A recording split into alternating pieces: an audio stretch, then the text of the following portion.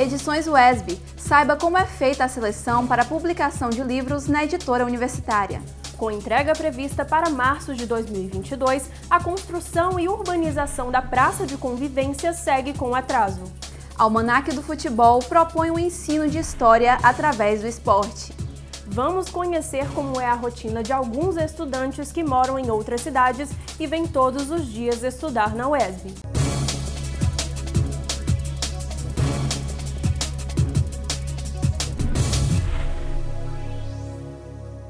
Bom dia! Está começando mais um UESB Notícias. Acompanhe as principais notícias do dia. Representante do DCE e Pró-Reitoria discutem sobre reclamações dos estudantes a respeito do restaurante universitário. As maiores reclamações dos estudantes sobre o RU hoje são os valores das refeições e a qualidade do alimento, como explicou a coordenadora geral do DCE, Larice Ribeiro. A gente tem recebido demandas, dos estudantes em relação à estrutura do RU, por causa das filas grandes, também por causa da presença dos animais, da falta de pessoal para atendimento, mas principalmente da qualidade do alimento e do preço do alimento, que não está justificando a qualidade, não está sendo satisfatória. O restaurante universitário da UESB, do campus de Vitória da Conquista, oferece café da manhã, almoço e janta para os alunos, e o preço do serviço varia. O RU atende hoje 1.174 estudantes habilitados no PRAE e mais os que pagam o valor normal. O espaço é alvo de constantes reclamações e demandas que não são atendidas. Devido a reclamações constantes dos alunos, a Pró-Reitoria de Acesso, Permanência Estudantil e Ações Afirmativas, PROAPA, responsável pelo restaurante universitário, busca negociações em prol de melhorias futuras. A nossa ideia é fazer um novo edital. Por exemplo, as pessoas sinalizam que é importante voltar o restaurante àquilo, porque o bandejão não está sendo bem avaliado. A gente precisa separar os 3 campi. Atualmente é um contrato único para gerir os 3 restaurantes. Isso atrapalhou muito a gestão. Então, o próximo contrato ele vai ser separado. Vai ser um contrato para um edital para Conquista, um edital para Itapetinga, um edital para Jequié. Edições UESB. Saiba como é feita a seleção para a publicação de livros na editora universitária. A Edições UESB surgiu em 1999 e foi implantada oficialmente 2 anos depois. Ter uma editora universitária é fundamental para divulgar o conhecimento produzido dentro do ambiente acadêmico, mas para que o material seja publicado é preciso participar de uma seleção. A nossa editora ela publica por meio de editais do livro digital, o livro eletrônico, o livro técnico-científico e também as publicações literárias. Também nós temos o portal de periódicos, que é vinculado à editora, que temos diversas revistas acadêmicas, técnico-científicas, que estão sob o gerenciamento da Edições UESB. Desde junho deste ano, entrou em vigor o edital que permite a publicação de livros digitais na modalidade técnico-científico, e as inscrições vão até o mês de novembro. Podem participar do edital de publicação os professores da UESB, o corpo técnico da instituição, estudantes egressos do curso de pós-graduação, tanto do mestrado como do doutorado, como também autores de outras instituições, desde que estejam participando com uma pessoa vinculada à UESB. A editora vai fazer a produção, no caso, revisão técnica, revisão de linguagem, a diagramação, produção de capa e disponibilização, No caso, a gente tem um acesso gratuito do livro digital, porque a UESB não tem um sistema ainda no seu site para fazer a comercialização desse livro. Então, esse edital disponibiliza o acesso de forma gratuita.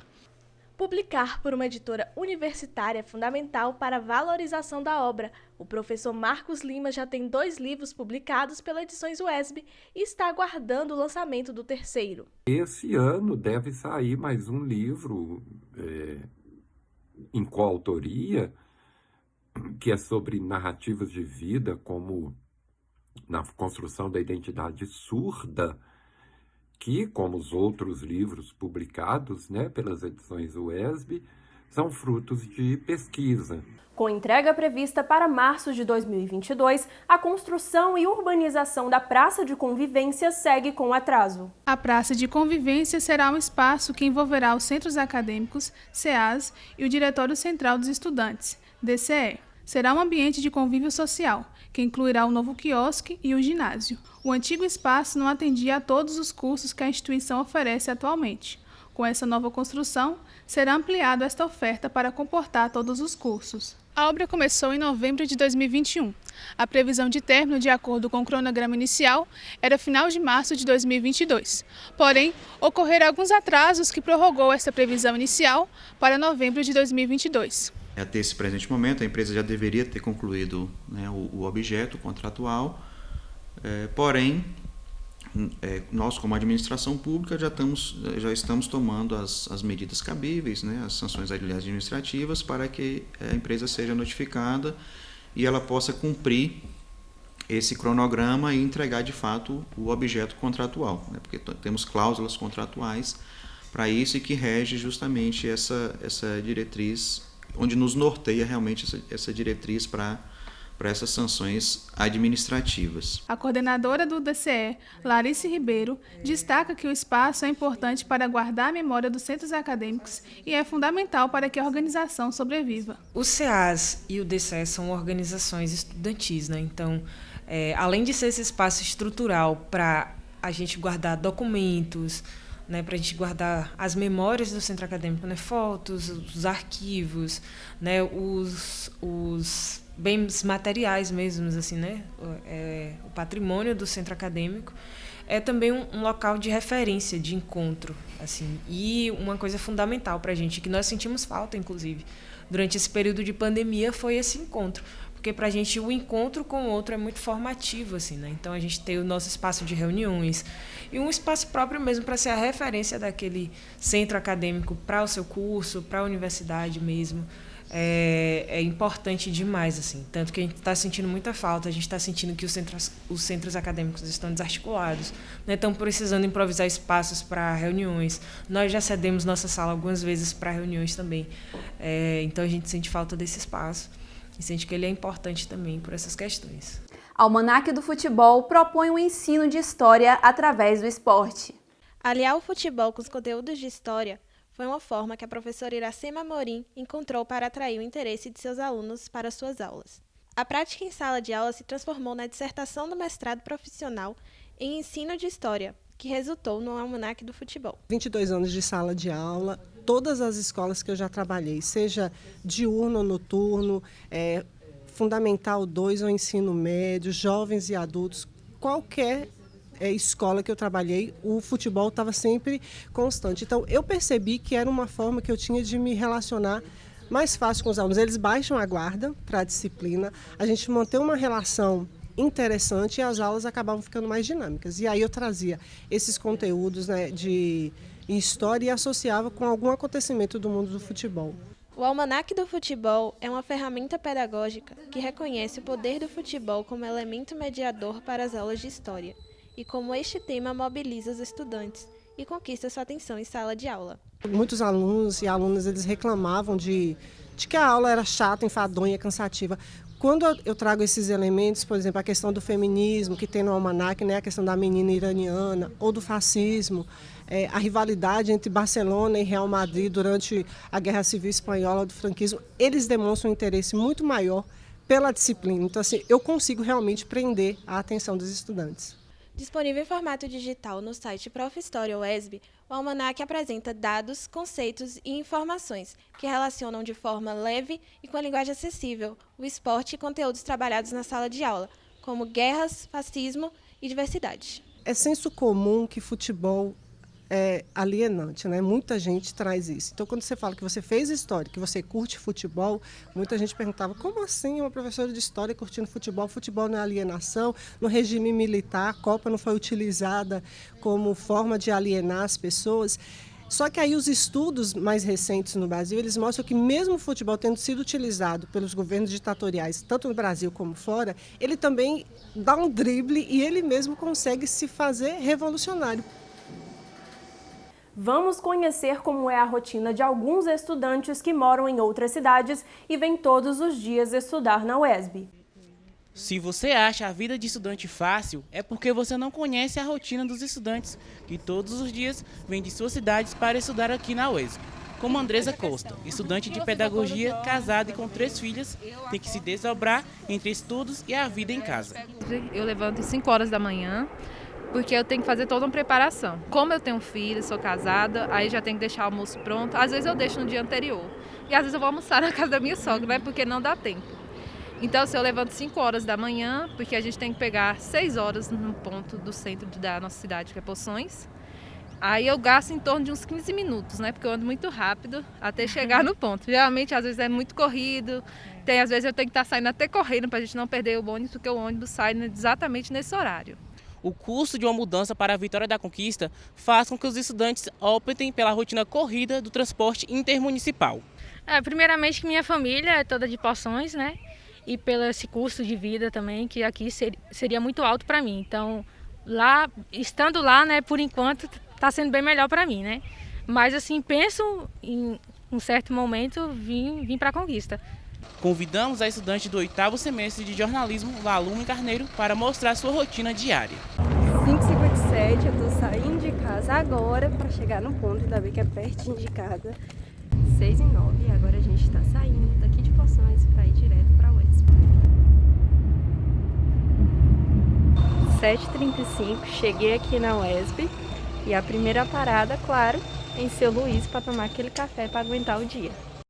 Minha aula começa às 8h20 e aí eu vou ficar lá lendo, adiantando as coisas do TCC, porque a vida de estudante não para. Eu tenho aula até 11h30. 1h53 eu acabei de chegar em casa, agora descansar um tiquinho, almoçar e depois fazer as coisas da faculdade. TCC, né? Fazer o quê? E essa é a minha rotina. Tchau! Conheça o Núcleo de Direitos da Criança e do Adolescente e sua importância. O Núcleo de Defesa da Criança e do Adolescente é um projeto de extensão criado em 2004 pelo curso de Direito da Universidade Estadual do Sudoeste da Bahia, a fim de contribuir para as garantias legais do público infanto-adolescente. O Núcleo de Defesa da Criança e do Adolescente ele foi idealizado pelo professor Dr. Carlos Públio. Ele já tinha atuado em um programa chamado Programa Sentinela, que talvez deu as bases para ele aí se inspirar e pensar e identificar que a violência ela precisava ser analisada como algo mais complexo, né? Então, assim, o que levou aquela criança ou adolescente a vivenciar aquela situação de violência? Ele é um espaço importante dentro da rede de atenção e defesa da criança e do adolescente, porque ele auxilia em todos os processos de promoção dos direitos desse público, participa das discussões, participa de comitês, dos fóruns, está realmente incentivando uma cultura de respeito aos direitos que estão lá estabelecidos no Estatuto da Criança e do Adolescente. Como os dados estatísticos eles apontam que crianças e adolescentes negros eles são mais sujeitos a sofrerem violências e especialmente as meninas negras, elas são mais propensas. O NDCA atua ainda na perspectiva da formação continuada dos estudantes da UESB, de maneira a contribuir diretamente no fortalecimento do sistema de garantia de direitos de crianças e adolescentes, e fomenta a política de direitos humanos através do ensino, da pesquisa e da extensão. Composto por uma equipe multidisciplinar formada por advogados, psicólogos, assistentes sociais e estudantes da UESB, o núcleo oferece atendimento especializado para crianças, adolescentes, familiares e ou responsáveis. O que eu considero importante que as pessoas saibam é que o núcleo ele realiza um atendimento, um acolhimento psicológico que é regularizado pelo Conselho Federal de Psicologia, né? Então, existe hoje um serviço específico que é de escuta psicológica a crianças e adolescentes em situação de violência. Primeiro se tem a entrevista da família, de o cuidador, ou seja a mãe, o pai, o cuidador da criança ou do adolescente é entrevistado. Perante essa primeira entrevista, a gente se faz uma visita e perante o que ela é trazido para o núcleo, a gente ali já coloca alguns aspectos de como se tem alguma violação de direito ou se tem algum problema financeiro. Professores formam rede solidária para combater o abandono de animais na UESB. Os cães e gatos fazem parte da biodiversidade da UESB. Espalhados por todos os 3 campi, os pets participam do dia a dia da universidade e são companheiros fiéis de alunos e funcionários. Esses animais eles precisam de alimentação. Na época de frio, eles também precisam, né, de agasalho, porque faz muito frio no campus. Além da alimentação e dos agasalhos, a gente tem vacinação, vermifugação e cuidados clínicos, como castração, quando tem algum ferimento, quando tem algum problema de saúde. Então, esses animais que vivem no campus, eles precisam ser cuidados para evitar que sejam transmissores de doenças, como zoonoses. Então, para que eles tenham uma boa relação com a comunidade acadêmica, eles precisam desses cuidados. No entanto, hoje, essa não é uma prioridade da universidade, que não dispõe de recursos, políticas institucionais ou ações direcionadas para os animais que vivem no campi, algo que acaba colocando esses animais em uma situação de abandono. Nos últimos 12 anos que eu estou vinculada à universidade, a gente não vê políticas públicas, políticas, né, institucionais efetivas. A gente sabe que tem animais em todos os campi, então a gente precisa sim, porque a universidade, além de fonte de saber, a gente dá exemplo para toda a comunidade. A universidade tem um papel na sociedade e uma das coisas que eu acredito é pensar no bem-estar dessa comunidade. Diante dessa realidade, uma rede solidária se formou no campus de Vitória da Conquista a fim de combater o abandono. O grupo Amigo Pet é organizado principalmente por professores e busca, por meio de doações, cuidar dos animais. Não é só comida que a gente dá, né? A gente também cuida desses animais quando eles ficam doentes. E tenta dar o máximo que a gente pode para que ele tenha uma vida digna, né? Que ele não seja privado de outras necessidades que um animal precisa. O grupo acredita que a conscientização é o melhor caminho para a realização de políticas de acolhimento, cuidado e respeito para esses animais. Foi pensando nisso que a professora Gabriele Marisco desenvolveu seu mais recente projeto de extensão. Eu propus, nesse projeto de extensão, uma campanha de conscientização junto à comunidade acadêmica. Então, o objetivo é trazer uma pessoa para palestrar junto a professores, servidores, funcionários e gestão universitária, para que a gente possa mudar a forma como a gente está conduzindo os cuidados com os animais que vivem no campus. Mas, para manter as ações, o Amigo Pet enfrenta dificuldades financeiras, além do aumento do abandono de outros animais no campus. A atitude é considerada crime ambiental e o grupo tem buscado soluções que possam garantir o direito desses animais. Os animais também têm seus direitos e quem vai garantir esses direitos somos nós, os humanos. Cancelamento do semestre 2021.2 da UESB faz com que alguns alunos fiquem sem espaço fixo para estudar. No dia 11 de julho, a UESB deu início de forma integralmente presencial ao período letivo 2022.1. Para o novo semestre, a universidade recebeu 1.480 novos alunos, selecionados através do vestibular e Enem. O retorno refletiu uma mudança do calendário acadêmico, no qual a instituição optou por cancelar o segundo semestre letivo de 2021 e iniciar o ano letivo de 2022 ainda neste ano. A medida foi realizada devido aos atrasos no calendário acadêmico, o que fez com que cursos que recebiam apenas uma turma por ano recebessem 2 apenas em 2022. Com isso, o colegiado ficou responsável por organizar a logística das salas, e algumas turmas ficaram sem espaço físico fixo para a realização das disciplinas. A turma do 8º semestre de jornalismo foi uma das prejudicadas. Com o cancelamento do semestre, a turma ficou sem espaço físico para realizar as aulas, tendo que alternar em diferentes locais para assistir aulas de uma mesma disciplina. Então, nesse semestre a gente não tem uma sala fixa, uma parte das aulas está acontecendo aqui no laboratório da Biofábrica e a outra parte no módulo 2. Já aconteceu da aula ser interrompida, porque o laboratório ele tem horário para poder fechar e isso acaba afetando o desenvolvimento e o aprendizado do aluno, né? Daí a gente desce do ônibus ali, desce, parece que tá vindo para um buraco e assim, é bem complicado porque a gente não tem um apoio de uma cadeira, se a gente quiser escrever é bem complicado, sabe? Não tem o aconchego de uma sala porque a gente está em um auditório. Essa realidade não é o único problema de infraestrutura da UESB que os alunos precisam enfrentar. A universidade também carece de espaços de convivência para que os estudantes possam ficar em momentos fora de aula, como intervalos ou período entre turnos.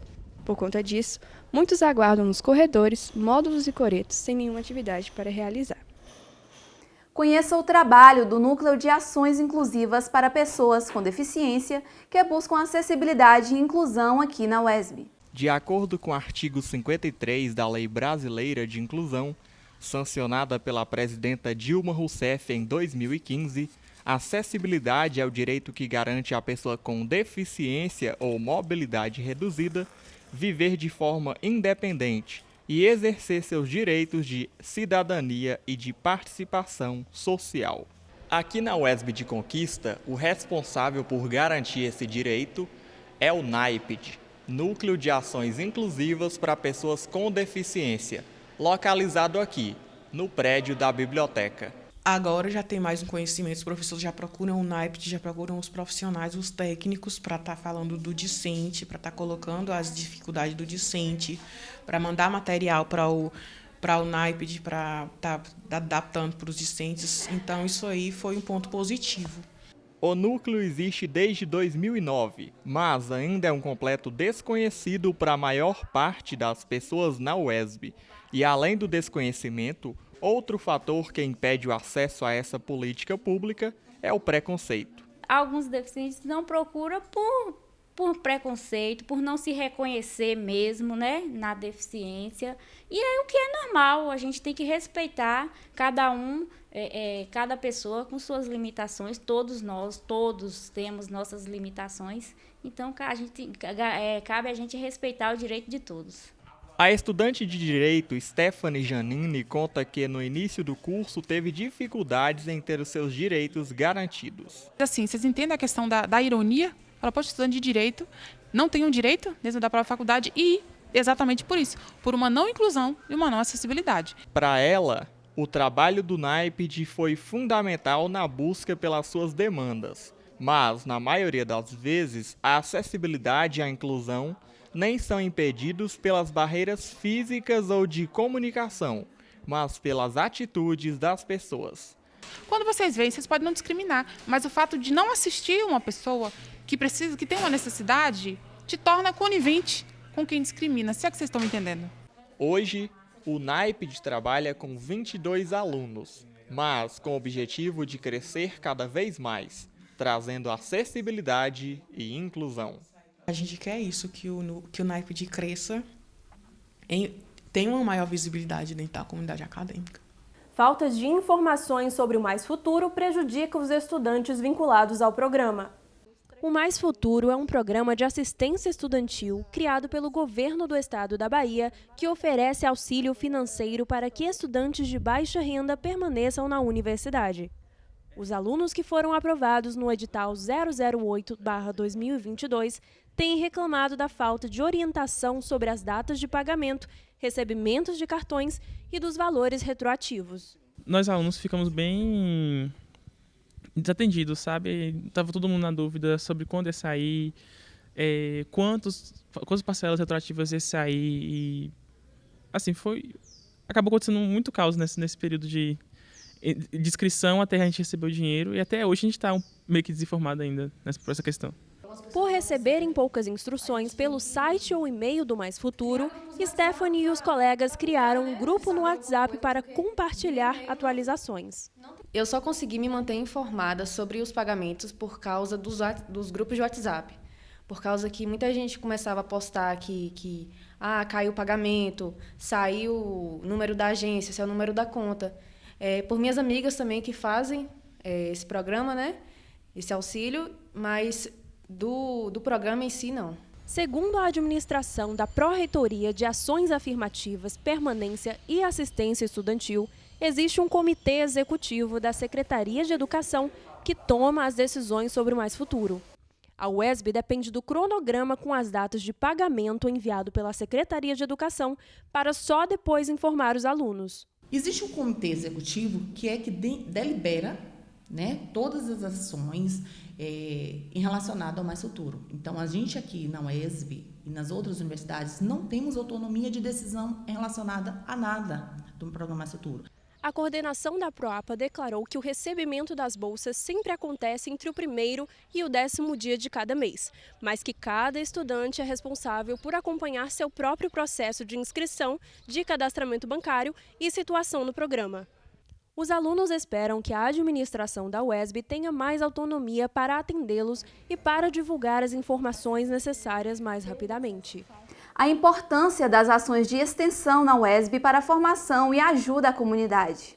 A Pró-Reitoria de Extensão é responsável por articular e coordenar as atividades de extensão de diversos setores da universidade, através de programas, projetos, prestação de serviços, atividades culturais, cursos, eventos e outros, em todas as suas áreas de atuação.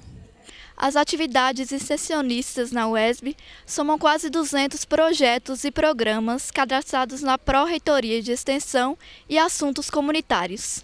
Mas a extensão ele vai trazer uma vivência e uma experiência que o prepara não apenas num sentido formal, acadêmico, profissional, mas o prepara para a cidadania, o prepara para o mercado de trabalho onde ele vai estar inserido e o prepara principalmente enquanto ser humano. O professor Marcos é responsável pelo projeto LALIDES, site de difusão e produção de informações sobre a diversidade sexual.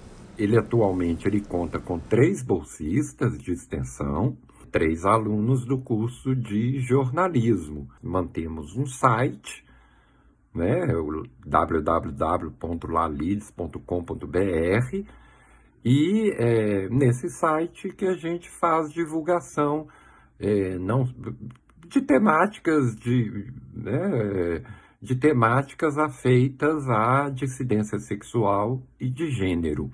Mais especificamente sobre pessoas LGBT. As ações extensionistas que são desenvolvidas por professores, técnicos administrativos e alunos, apesar do crescimento, ainda encontram percalços no campo financeiro. É a falta de recursos, né? Mesmo que a gente tenha recursos para bolsas, mas não temos recursos para realizar outras atividades, né?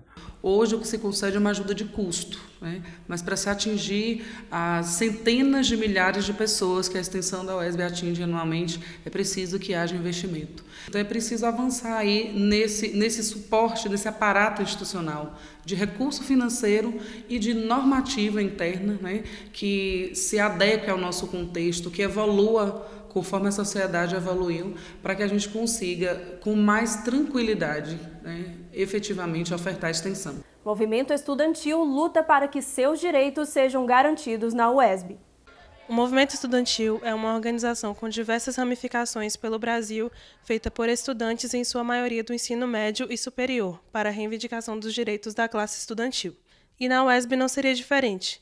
Larice Ribeiro é um exemplo dessa representação na instituição. A gente acabou fazendo essa ocupação de universidades, entendendo naquele momento, e a gente entendeu certo, avaliando hoje, né? Em afirmar que aquele congelamento de investimento seria muito prejudicial para as universidades, porque muitas ameaçaram fechar as portas, muitas ficaram com estruturas danificadas e tudo mais. Então, toda essa movimentação me levou a ingressar ao movimento estudantil. O movimento estudantil na UESB tem suas ações focadas principalmente na permanência dos estudantes, na questão de infraestrutura da universidade e na promoção de conhecimento extracurricular através de minicursos e eventos, além de defender também a diversidade e a representatividade no corpo estudantil. A gente defende também a ampliação das cotas e que, na nossa universidade, a gente precisa de uma banca de heteroidentificação. A gente precisa ampliar as cotas e que a gente traz como proposta, né, a gente discute e a gente tenta, né, colocar isso em pauta e que seja colocada nos conselhos para discutir.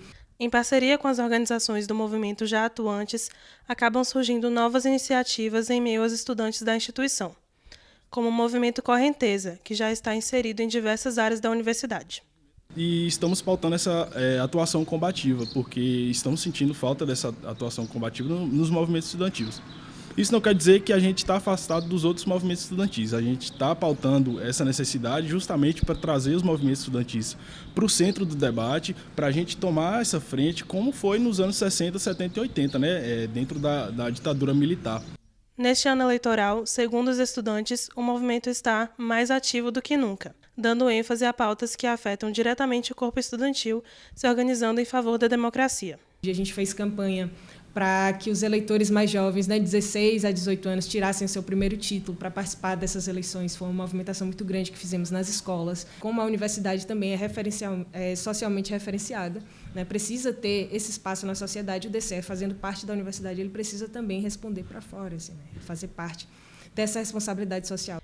Estudantes que não fazem parte do movimento reconhecem sua importância, mas não sentem sua presença muito ativa na UESB. Tem sido mais frequente, né, a luta, principalmente pelo RU, pela melhora e várias outras coisas, mas ainda assim ainda precisa de muita coisa. Acredito que é os alunos mesmo que se acomodaram e sempre cobram de pessoas que estão lutando, mas não têm o certo apoio que deveriam ter. Para Hugo Henrique, a importância do movimento está no incentivo à mobilização dos estudantes. Se a gente, como estudante, não se organiza, mobiliza e se forma politicamente para lutar em defesa desses nossos direitos, a gente não vai conseguir essas pautas tão preciosas para a nossa classe. Tenha um bom dia. Até a próxima edição. Bom dia.